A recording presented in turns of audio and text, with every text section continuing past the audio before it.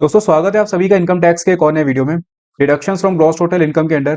आज हम लोग डिस्कस करने वाले हैं डिडक्शन अंडर सेक्शन 80 यू। और ये वाला जो सेक्शन होता है काफी हद तक हमारे सेक्शन 80 डीडी इससे रिलेटेड होता है। तो इस वीडियो के अंदर में एक तो हम लोग बात करेंगे 80 यू में क्या क्वांटम है, किस रिस्पेक्ट में आपको मिल रहा है, उसके बाद 80 यू और 80 डीडी इनमें क्या सिमिलैरिटी है और इन दोनों में क्या डिफरेंस है। तो इसकी बात भी हम लोग इसी वीडियो के अंदर में करेंगे। इसके पहले हम लोग अभी तक कवर कर चुके हैं deduction under section 80 Q Q B, ठीक है, 80 आर आर बी। और इसके पहले लास्ट वीडियो में हमने बात करी थी 80 T T A and 80 T T B. तो अगर आपने ये वाले वीडियोस नहीं देखे तो इनका लिंक आपको डिस्क्रिप्शन में मिल जाएगा, आप जाकर के देख सकते हो। इसके साथ में जितने भी डिडक्शन हमारे पेमेंट के रिस्पेक्ट में होते हैं, ठीक है, ये वाले तो इनकम वाले हैं जो आपको यहाँ पर दिख रहे हैं। जितने भी डिडक्शन हमारे पेमेंट से रिलेटेड होते हैं, पेमेंट के रिस्पेक्ट में होते हैं, जैसे 80 सी से लेकर के 80 जी जी सी तक, ये सारे सेक्शंस भी हम लोग कवर कर चुके हैं पिछले वीडियोस में। तो अगर आपने नहीं देखा तो सारे वीडियोस का लिंक आपको डिस्क्रिप्शन में मिल जाएगा, आप जाकर के देख सकते हो। अब यहाँ पर हम लोग बात करने वाले हैं डिडक्शन अंडर सेक्शन 80 यू। और डिडक्शन अंडर सेक्शन 80 यू जो होता है वो मिलता है इनकम पे, ठीक है, क्योंकि हम लोग इनकम के रिस्पेक्ट में बात करें डिडक्शन को। और ये जो इनकम होगी, ठीक है, ये जो इनकम होगी ये किसकी होगी? ये होगी पर्सन विद डिसेबिलिटी की। अब अगर आप लगातार वीडियोस देख रहे हो, जैसे आप लोगों ने अगर ये वाला देखा होगा 80 क्यू क्यू बी वाला, या फिर 80 आर आर बी वाला, ठीक है, या फिर 80 टी टी ए और 80 टी टी बी। तो जैसे 80 क्यू क्यू बी वाला जो होता था वो होता था रॉयल्टी इनकम की, और ये इनकम होती थी ऑथर्स की। इसके बाद अगर बात करें 80 आर आर बी की, तो ये होती थी रॉयल्टी इनकम ऑफ पेटेंटी। और 80 टी टी ए और 80 टी टी बी हमारे इंटरेस्ट ऑन सेविंग्स और डिपॉजिट्स की बात करता था, कि जो भी आपको इंटरेस्ट की इनकम हो रही है, या फिर जो 80 Q Q B R R B की अगर बात करें तो ये हमारे रॉयल्टी इनकम की बात करता था। यहाँ पर जब आप आते हो 80 यू में, समझना इस बात को, जब आप आते हो 80 यू में तो यहाँ पर कोई भी स्पेसिफिक आपका रीजन नहीं बताएगा कि कौन सी इनकम यहाँ पर होनी चाहिए। ना आपको ये बोला गया कि ये जो इनकम है, ये जो इनकम है, ये आपकी रॉयल्टी इनकम होनी चाहिए, या फिर ये आपकी इंटरेस्ट की इनकम होनी चाहिए, या फिर ये आपकी किसी और तरीके की इनकम होनी चाहिए। इन्होंने प्लेन यहाँ पर लिख दिया फ्लैट एकदम कि इनकम आपकी होगी, और ये अगर इनकम किसी पर्सन विद डिसेबिलिटी की होती है, उस इनकम में से ये पर्सन विद डिसेबिलिटी अपना डिडक्शन क्लेम कर सकता है अंडर सेक्शन 80 यू। जैसे मान लो अगर ग्रॉस टोटल इनकम इस पर्सन ने, जो पर्सन विद डिसेबिलिटी था, ठीक है, इस पर्सन ने अपनी ग्रॉस टोटल इनकम निकाली 3 लाख रुपए में। अब ये 3 लाख रुपए में से डायरेक्टली जो भी डिडक्शन इसको मिल रहा है, ठीक है, डिडक्शन अंडर सेक्शन 80 यू, जो भी डिडक्शन इसको मिल रहा है वो डिडक्शन ये डायरेक्टली यहाँ पर क्लेम कर सकता है, और अपना माइनस करके जो बचा हुआ अमाउंट होगा इस पर फिर इसको टैक्स का पेमेंट करना पड़ेगा। तो हमने ये समझ लिया कि जो डिडक्शन अंडर सेक्शन 80 यू होता है वो हमारा होता है इनकम पे, और इस इनकम का कोई स्पेसिफिक रीजन नहीं होता, ये कोई भी इनकम हो सकती है। Income of a person with disability, जो भी पर्सन विद डिसेबिलिटी है वो अपनी इनकम से डायरेक्टली एक पर्टिकुलर अमाउंट को माइनस कर सकते हैं, उसका डिडक्शन क्लेम कर सकते हैं, और ये डिडक्शन क्लेम होता है अंडर सेक्शन 80 यू। इसके बाद बात करें अगर कौन कौन असेसी इसको क्लेम कर सकते हैं, तो यहां पर एक रेजिडेंट इंडिविजुअल इसको क्लेम कर सकता है जिसको किसी तरीके की डिसेबिलिटी हो, और ये डिसेबिलिटी सर्टिफाइड हो किसी मेडिकल अथॉरिटी के थ्रू। मतलब ऐसा तो है नहीं कि डिसेबिलिटी आपने बोल दिया और गवर्नमेंट मान लेगी, वहां पर आपको प्रूफ देना पड़ेगा। तो ये सर्टिफिकेट आपके पास में होना चाहिए कि किसी तरीके की डिसेबिलिटी है। अब यहाँ पर क्वांटम की अगर देखोगे आप, तो क्वांटम यहाँ पर हमारे पास में डिसेबिलिटी का है और साथ में सीवियर डिसेबिलिटी का है। डिसेबिलिटी के केस में यहाँ पर लिखा हुआ है ₹75,000, और सीवियर डिसेबिलिटी के केस में लिखा हुआ है 1,25,000। यहाँ पर कोई भी अप टू वाला सिचुएशन नहीं लिखी है, जैसे अप टू 75,000 जैसे हम करते थे ना 80 सी। 80 सी में जो लिमिट होती है वो होती है आपकी अप टू 1.5 लाख, मतलब 1.5 लाख रुपए तक। लेकिन यहाँ पर अगर आप देखो, यहाँ पर सीधे सीधे लिख दिया ₹75,000, और इसके बाद यहाँ पर लिख दिया ₹1,25,000। तो अगर पर्सन को, जिस पर्सन की इनकम पे उसको डिडक्शन क्लेम करना है अपना, उस पर्सन को अगर डिसेबिलिटी है, या फिर आप कह सकते हो एकदम नॉर्मल लैंग्वेज में कि नॉर्मल वाली डिसेबिलिटी है, ठीक है, अभी वो नॉर्मल क्या होती है, सीवियर क्या होती है, इसकी बात भी हम लोग करने वाले हैं। अगर उसको डिसेबिलिटी होती है तो वो अपनी इनकम से डायरेक्टली 75,000 रुपीज माइनस कर सकता है। इसका कोई भी कंडीशन ऐसी नहीं है या कुछ ऐसा नहीं है, सीधे सीधे 75,000। जैसे अभी मैंने आपको बोला था ना कि 3 लाख रुपए की इनकम अगर होती है, तो ये 3 लाख रुपए की इनकम से डायरेक्टली वो अपना 75,000 रुपीज माइनस कर सकता है। इसका मतलब जो उसको टैक्स का पेमेंट करना पड़ेगा, वो टैक्स का पेमेंट करना पड़ेगा 2,25,000 पर। बाद में वो अपना स्लैब रेट के हिसाब से देखे तो हो सकता है ये भी आपका एग्जाम हो जाएगा। तो ये बचा हुआ जो अमाउंट होगा इस पर इसको टैक्स का पेमेंट करना पड़ेगा, और डायरेक्टली 75,000 ये फ्लैट माइनस कर सकता है। इसी तरीके से अगर मान लो कि सीवियर डिसेबिलिटी होती है तो 1,25,000 रुपीज डायरेक्टली माइनस हो जाते हैं। अब स्टार्टिंग मैंने आपसे बोला कि जो सेक्शन 80 यू होता है और सेक्शन 80 डीडी होता है हमारा, ये हमारे काफी हद तक रिलेटेड होते हैं। देखिए, अगर आपने 80 डीडी वाला वीडियो देखा है, ठीक है, अगर नहीं देखा तो उसको आपको लिंक डिस्क्रिप्शन में मिल जाएगा, आप जाकर के देख सकते हो। साथ में आई बटन पे भी आपको दिख रहा होगा, वहां पर भी जाकर के डायरेक्टली 80DD वाला वीडियो देख सकते हो। 80DD वाला जो होता है वो कहता है कि अगर किसी एसएससी के ऊपर कोई एक पर्सन कोई एक पर्सन डिपेंडेंट है कोई एक पर्सन डिपेंडेंट है जो कि पर्सन विद डिसएबिलिटी है, ठीक है।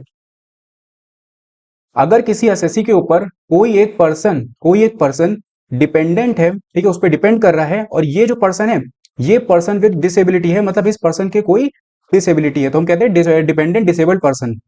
यहां पर क्या होता है टीटीडी में, अगर इस एसएससी ने मेडिकल एक्सपेंडिचर किया है, मान लो ट्रेनिंग, रिहेबिलिटेशन, या फिर उसके जो भी मेडिकल के खर्चे हैं इस पर्सन के, ठीक है, इस पर्सन के मेडिकल एक्सपेंडिचर हो गया, उसका रिहेबिलिटेशन हो गया, उसका ट्रेनिंग हो गई।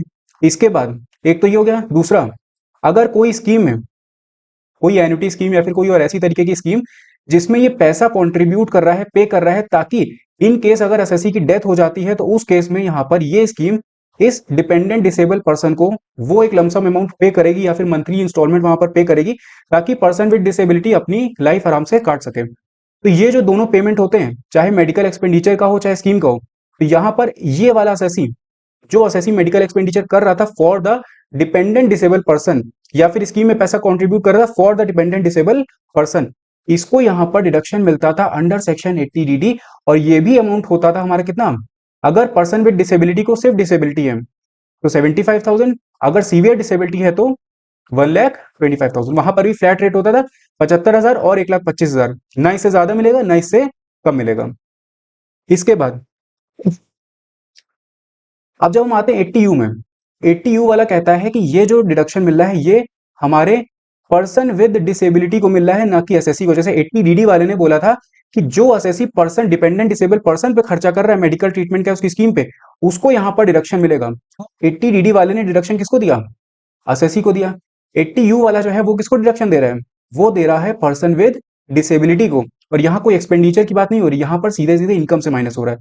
जैसे 3 लाख रुपए की अगर इनकम है इस डिपेंडेंट डिसेबल पर्सन की, तो यहाँ पर ये 75,000 या फिर 1.25 लाख रुपीज डायरेक्टली माइनस कर सकता है, और ये इसकी इनकम से होगा, यहाँ पर कोई भी एक्सपेंडिचर की बात नहीं की गई। तो यहाँ पर सवाल ये आता है कि क्या वो डिपेंडेंट डिसेबल पर्सन और ये एसएससी दोनों डिडक्शन क्लेम कर सकते हैं, मतलब 80DD के अंदर में ये एसएससी क्लेम कर ले 75,000 रुपए का, ठीक है। और यहाँ पर ये जो डिपेंडेंट डिसेबल पर्सन है, इसको थोड़ा क्लियर करके दूसरे तरीके से आपको दिखा रहा हूँ। देखो असेसी, ठीक है, ये असेसी जो है ये किसके अंदर क्लेम करेगा, ये क्लेम करेगा 80DD के अंदर में। और जो डिपेंडेंट डिसेबल पर्सन है, ठीक है, डिपेंडेंट डिसेबल पर्सन ये क्लेम कर ले अपना 80U में। क्या ऐसा पॉसिबल है, ये भी 75,000 का डिडक्शन मार ले और ये भी 75,000 का डिडक्शन मार ले, तो ऐसा नहीं होगा।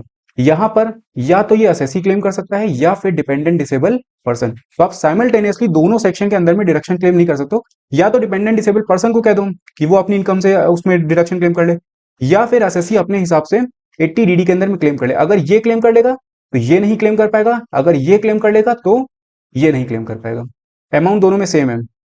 तो यहां पर हमने ये समझ लिया कि जो डिडक्शन होता है 80U वाला, ये मिलता है for the income of a person with disability, और ये होना चाहिए रेजिडेंट इंडिविजुअल जिसको किसी तरीके की डिसेबिलिटी हो, जो कि certified by the medical authority होगा।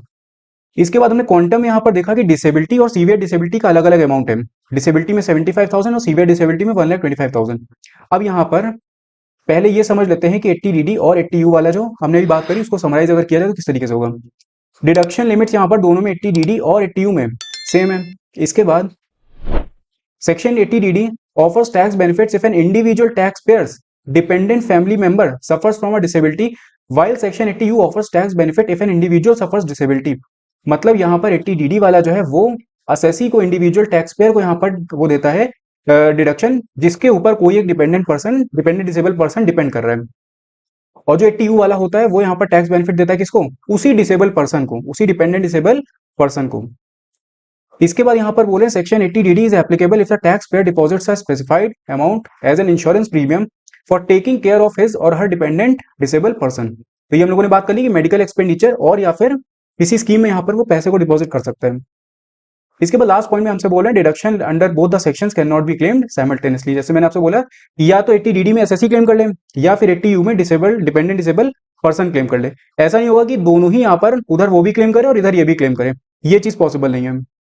इसके बाद आप ये समझ लो कि डिसेबिलिटी का मतलब क्या होता है और सीवियर डिसेबिलिटी का मतलब क्या होता है। ये मैंने आपको 80 DD में ही बताया था, लेकिन वहां पर मुझसे एक गलती हो गई थी। मैंने ये बोला था कि डिसेबिलिटी का मतलब होगा 40% तक की डिसेबिलिटी अगर हो रही है तो उसको हम बोलेंगे नॉर्मल डिसेबिलिटी, और उससे ज्यादा अगर होती है तो फिर उसको सीवियर डिसेबिलिटी। तो वहां पर मैंने डिस्क्रिप्शन में डाल दिया, आप एक बार चेक कर लेना, इसको करेक्ट कर लीजिएगा। डिसेबिलिटी का मतलब होगा एटलीस्ट 40% तक डिसेबिलिटी। तो 40 से लेकर के अगर 80% तक की डिसेबिलिटी है, मतलब मेडिकल अथॉरिटी सर्टिफाई करेगी कि आपको 40% है, 50% है, 60% है। तो 40 से लेकर के 80% तक की डिसेबिलिटी को हम डिसेबिलिटी ट्रीट करते हैं या फिर नॉर्मल डिसेबिलिटी ट्रीट करते हैं। इसके बाद अगर 80% या से ज्यादा हो जाती है, 80% या से ज्यादा अगर हो जाती है तो फिर वो हो जाती है सीवियर डिसेबिलिटी। ठीक है, और सीवियर डिसेबिलिटी में आपको पता है 1,25,000 की लिमिट है, और नॉर्मल डिसेबिलिटी में 75,000 की। इसके बाद यहाँ पर आपको डिसेबिलिटी के तरीके बताएं कि कौन कौन से तरीके की डिसेबिलिटी हो सकती है। तो यहाँ पर ब्लाइंडनेस हो सकती है, लो विजन, ठीक है। उसके बाद ये है लेप्रोसी कर्ड, और उसके बाद hearing impairment, locomotor disability, mental retardation और मेंटल इलनेस। तो ये सारी है, आप अगर याद कर ले तो ठीक है, नहीं याद करते तो भी कोई दिक्कत इसमें नहीं होगी। इसके बाद लास्ट में दो कंडीशन होती है, ये भी हम लोग देख लेते हैं। ठीक है, यहाँ पर फर्स्ट कंडीशन हमसे बोली the assessee shell furnish a copy of certificate issued by the medical authority in the prescribed form, form 10IA, form 10IA, along with the return of income in respect of the assessment year for which the deduction is claimed। तो जो हमारा disabled person था वो जब अपना income tax return file कर रहा होगा, ठीक है, अपनी इनकम का टैक्स रिटर्न अगर वो जब फाइल कर रहा होगा तो उसको एक फॉर्म यहाँ पर और अटैच करना पड़ेगा, फॉर्म 10IA। ठीक है, ये फॉर्म 10IA ये चीज सर्टिफाई करेगा कि हाँ इस पर्सन के मेडिकल डिसेबिलिटी है किसी तरीके की। तो ये फॉर्म भी इसको साथ में अपना अटैच करना पड़ेगा, और मेडिकल अथॉरिटी इस फॉर्म में मतलब साइन करके इसको ड्यूली वेरीफाई करके देगी उसे। इसके बाद दूसरी कंडीशन हमसे बोली where the condition of disability requires reassessment of its extent after a period stipulated in the certificate, a new certificate shall be obtained from the medical authority in the prescribed form and a copy thereof should be furnished along with the return of income। देखिए, मान लीजिए कि जो form यहाँ पर या जो certificate यहाँ पर मेडिकल अथॉरिटी ने दिया था उसमें उन्होंने ये बोला था कि डिसेबिलिटी तो मान लीजिए कि 45% तक है, ठीक है, लेकिन ये डिसेबिलिटी अगले 6 महीने के अंदर ठीक हो सकती है। ऐसा नहीं कि ठीक हो जाएगी, ठीक हो सकती है। उन्होंने जो टाइम ड्यूरेशन दिया था, ठीक है, उस सर्टिफिकेट का टाइम ड्यूरेशन यहाँ पर हो जाएगा 6 महीने, मतलब वो सर्टिफिकेट आपका 6 महीने तक ही वैलिड रहेगा।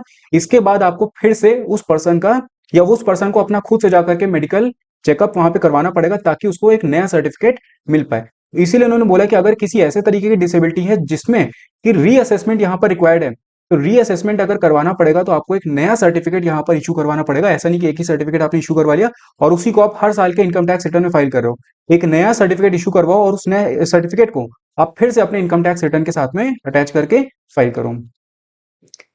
तो यहाँ पर हमने डिस्कस कर लिया अपना सेक्शन 80U। कहीं पर किसी भी पॉइंट में आपको डाउट हो तो आप कमेंट करके मुझसे पूछ सकते हो। बाकी अगर आपको वीडियो पसंद आया हो तो उसको लाइक कर दीजिएगा, साथ में चैनल को सब्सक्राइब कर दीजिएगा। मैं मिलता हूँ आपसे नेक्स्ट वीडियो में। Thank you.